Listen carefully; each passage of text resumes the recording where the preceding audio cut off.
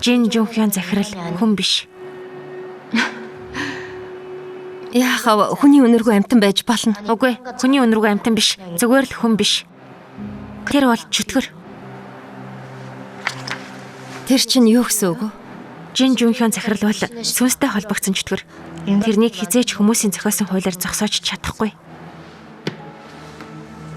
Ажлаасаа гарсан ажилтнаа зодуулсан гэсэн цуу яриа үнэн үү?